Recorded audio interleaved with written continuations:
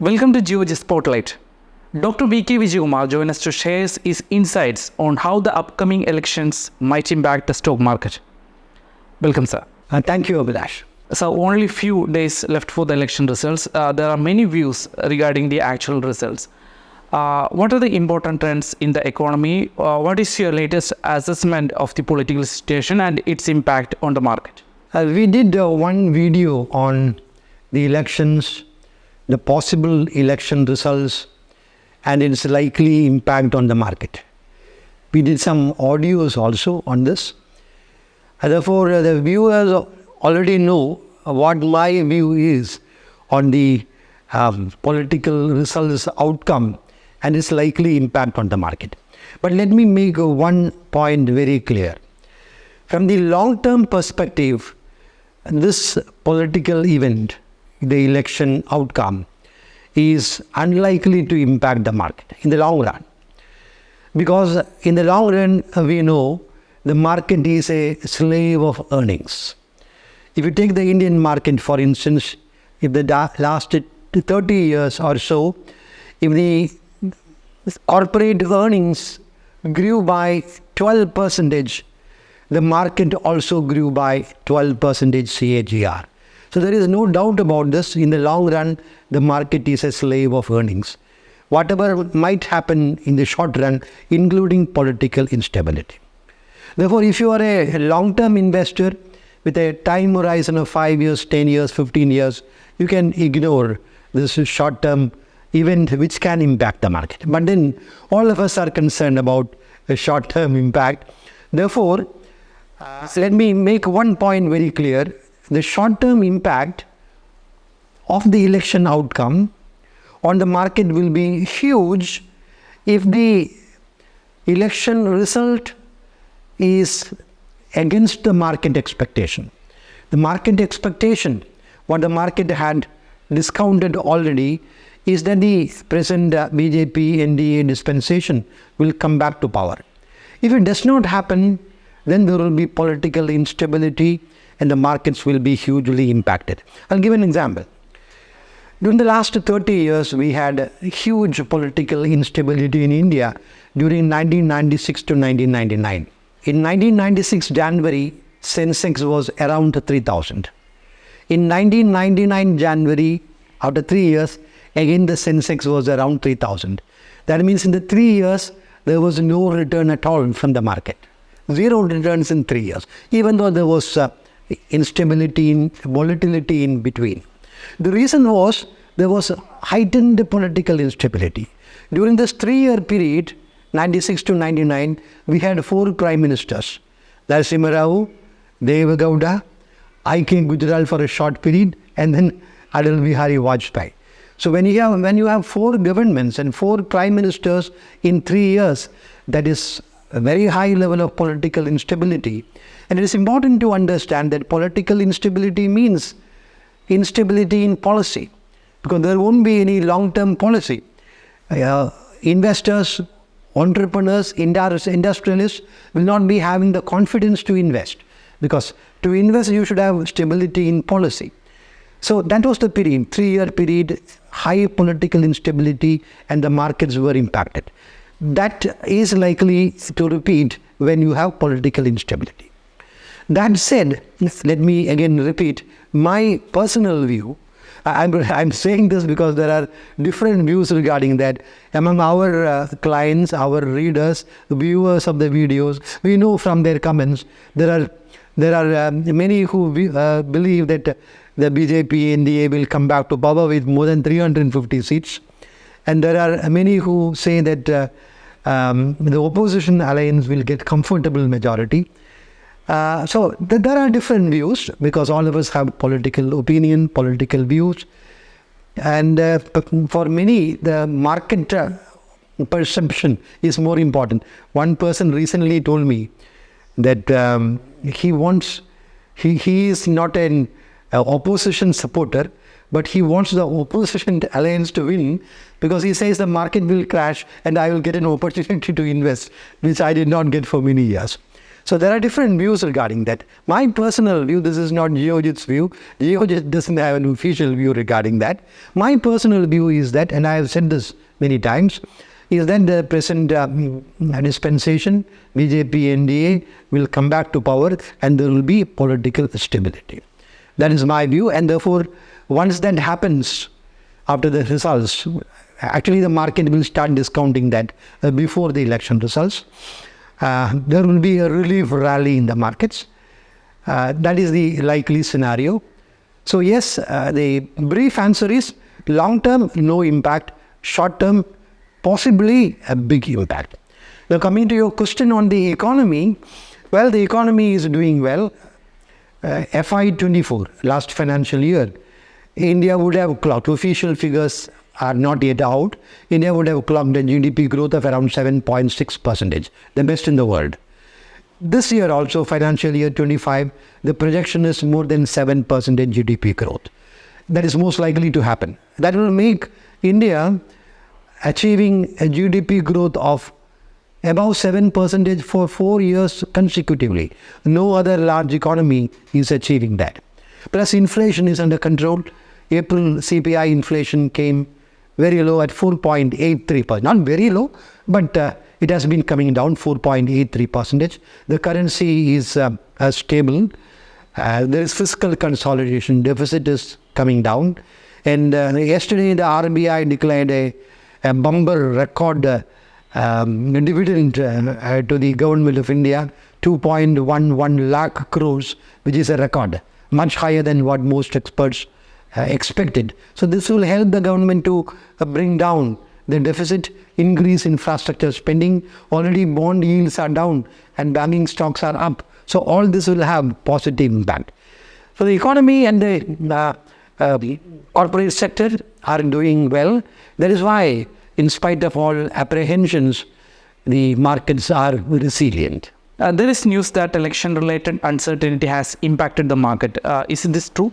This is a political view. I have been looking at this particular view and viewing this view being expressed in many TV channels with a lot of interest and curiosity. I heard some political experts without any understanding of the market saying the market has crashed, and this is an indication that the BJP is not going to come to power. In Malayalam channels, I heard some experts say that. Well, the markets have not crashed. You take 1% decline in one day is possible. That is the nature of the market. And there was a 1%, more than 1% decline in one day.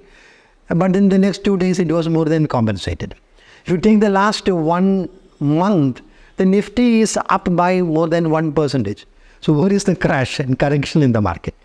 And also, if you take the total institutional activity in the market in this month of May, you can find a very contrasting picture. Some critics have been saying, these political experts, FIIs institutions are selling and getting out. Now, if you look at institutional activity, the data, I will give you the data till yesterday, 22nd May. Till yesterday in this month, FIIs have sold equity for 38,186 crores. Whereas domestic institutional investors, DIIs, have bought equity for 38,331 crores. So FII selling has been completely neutralized by DII buying. In fact, if you take the total institutional activity, it is plus 145 crores. So where is the institutional selling? So this is actually a political opinion, not based on facts or data. Actually, it is a fact that FIIs have been selling. FIIs have been selling because they have been moving money from very expensive markets like India. They sold in other emerging markets also, like Indonesia and Vietnam, for instance. Then they are moving money to cheap Chinese stocks, particularly in Hang Seng. Hang Seng is the Hong Kong index where Chinese H stocks are listed. There are two stocks for China. A stocks listed in the Shanghai Composite Index, SSC Index, and the H stocks listed in the Hang Seng Index in the Hong Kong market. Foreigners can invest only in the Hong Kong market. Shanghai Composite stocks in those stocks, investment can be made only by the Chinese nationals, not by foreigners. And during the last 1 month, most political experts who talk about this don't have any idea of these technicalities about the market. That's why I'm emphasizing this point. So during the last 1 month, the Hang Seng index has outperformed hugely. In 1 month, 12.41%, last 1 month. So when there is such a momentum happening in one market and the valuations are low, the PE ratio in the Hang Seng market came down to 9. In India, the PE is 20. So the stocks are half, the valuations are half. Valuation is cheaper by half in the Hong Kong markets and the Chinese markets. Even now, Hong Kong index is down 38% from the 2017 peak. Shanghai indexes, people will find it difficult to believe, Shanghai Composite Index is down by 45% from the 2007 peak. Right? Indian market has multiplied several fold during this period. So markets always overreact, and because of this overreaction in Chinese and Hong Kong markets, the valuations became cheap. So FIIs sold in India, which is expensive, and moved the money to Hong Kong, where the valuations are very cheap. It has got nothing to do with the elections in India and the likely outcome of the elections. So how have the Q4 results panned out? Q4 results have come on expected lines. Decent numbers, not exceptionally good. If you go into if you to make an overall comment, I will say based on the results so far, sales revenue has gone up by around 10%, more than 10%. More importantly, profit after tax, that is what matters as far as the stock prices are concerned, are up by more than 18%, right? And the stocks have already responded to that. And coming to sectoral analysis, financials have done very well. Banks have done well, particularly ICICI Bank, Kotak Bank, SBI, HDFC Bank. And in financials, in NBFCs, stocks like companies like Bajaj Auto, Shriram Finance not Bajaj Auto, Bajaj Finance, Shriram Finance have done very well. Cholamandalam Finance have done well. Then coming to automobile sector have done well. This was the top sectoral pick when we discussed the market strategy in January this year. Automobiles have done, I would say, better than even my optimistic expectations. Within the automobile sector, two-wheelers have done very well, particularly Bajaj Auto, Eicher Motors, TVS and Hero Motors. Passenger vehicles also have done well. Tata Motors, good results. M&M, all of them have done well. Pharmaceuticals is another sector which have done well. Real estate have delivered results much better than expected. So this is one index which is leading the market now. There one surprise, not a surprise, but then the results actually surprised me, to be honest, has been the performance of defense and railway stocks. Because of the government's huge expenditure on these two segments, defense as well as in railways, year before last, total outlay for infrastructure was 10 lakh crores. Last budget it was 11 lakh crores. 2 lakh crores is the investment for railways alone. So that's why all these railway stocks are getting a lot of orders. So these companies in the defense and railway subsectors have come out with excellent results. But then their valuations are very high. Some stocks are quoting at 40 times, 50 times, 70 times forward earnings. So there is no valuation in comfort. The market is already discounting sustained growth over several years. Coming to mediocre or average or poor results, the IT results as expected was muted because the US, the companies are getting orders from the US, but then orders are not getting executed. Orders are kept on hold. So that will happen only if there is a recovery in the US economy. So for the IT sector, their revenue projection is only between 3 to 6%. So that's why the stocks are not performing. The market was already discounted the bad news. And therefore, from the investor perspective, IT stocks may be a contrarian buy. Suppose there is a relief rally after the election results or around the elections time, these stocks like TCS, Infosys, HCL Tech, and from the mid-cap segments, Coforge, Cyient, Persistent Systems, L&T Technologies, all these can lead a recovery in the market. These are high-quality stocks, almost zero debt, very high dividend yield. There can be some institutional buying in these stocks. So there can be value buying opportunities in these segments. Then coming to FMCG, the results have slowly started improving, but there is no strong rebound because of the sluggishness in the rural economy. But there are signs of recovery. After the new government assumes office, what events will influence the market? Well, after the elections and response to the market, from the market to the results, there will be a period of stability. After that, a major event which can influence the market substantially would be the next budget. We didn't have a full-fledged budget last time. It was only a vote on account. The coming budget will be a full-fledged budget. And if the BJP NDA government comes back to power, then it is quite possible that that budget can be a very reform-oriented budget. Because, I say this because the Prime Minister has gone on record saying that the next budget would be a transformational budget. That was the word that he used, transformational, a big, right? So that means there is likely to be major reforms in the budget. And if the reforms are market-friendly reforms, likely to be market-friendly, then that can be a trigger for further rally in the budget. So that is one event that we should be looking for after the election results. What should investors do now? What should be the investment strategy? While talking about the investment strategy, I always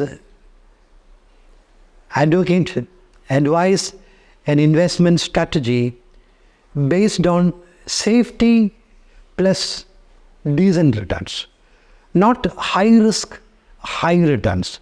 Because particularly I know from the small investors' perspective, vast majority of retail investors lose money because they take high risk, dabble in low quality stocks, small cap stocks, high risk stocks. They want multi-baggers. I have learned from my experience in the market for more than 3 decades that vast majority of retail investors don't make money. Very few actually succeed in wealth creation in the long run. And that's why I always emphasize this. Wealth creation can happen with 12% compound annual growth rate over a long period of time. 12% is very decent growth, because in 12%, you are doubling your money every 6 years, right? So if you have a 12-year horizon, 18-year horizon, your money will be multiplying several fold. Therefore, I always advise investors to mainly focus on high quality stocks, the leading stocks, the blue chips in each sector. For example, in banking, ICICI Bank, HDFC Bank, Kotak Bank, State Bank of India. In industrials, capital goods, Larsen & Toubro, Siemens, ABB. In IT, Infosys, TCS, HCL Tech. In FMCG, ITC, Hindustan Unilever, Britannia. Like that, right? Industry leaders. Ideally, that should be the investment strategy, investing in the industry leaders. A very important aberration in the market now. I call it aberration. Aberration is, I will explain this. Normally, in a normal market, large caps will have a higher valuation, PE ratio, than mid caps. Mid caps will have a higher valuation than small caps. Now it is completely ulta, completely inverted. Small caps have higher valuation than mid caps. Mid caps have higher valuation than large caps. What is the reason for this? The reason is small investors, and there are many, 4 crore demat accounts in April 2020, right? Now more than 15 crores. Explosive growth. All these crores of majority of these retail investors are chasing small cap stocks. And therefore, they are buying it irrespective of the valuations. Many do not have much of an idea about price earning multiple, market cap to GDP, Buffett ratio, the market price to book value. They don't have an idea. Therefore, they are buying these stocks without looking at the valuations. That's why the valuations are very high. And the institutional activity will be very low. Therefore, even when the prices are very high, institutions do not sell.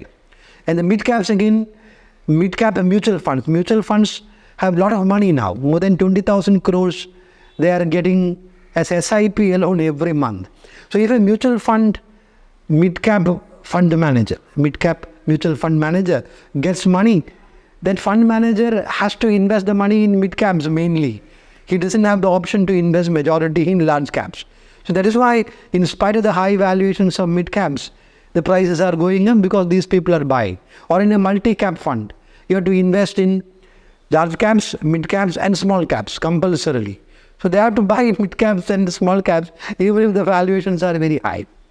In large caps, valuations are lower because FIIs, as I told you, FIIs have been selling, and whenever the valuations are higher, there will be institutional selling, because institutional selling is more informed selling, unlike the retail investor selling.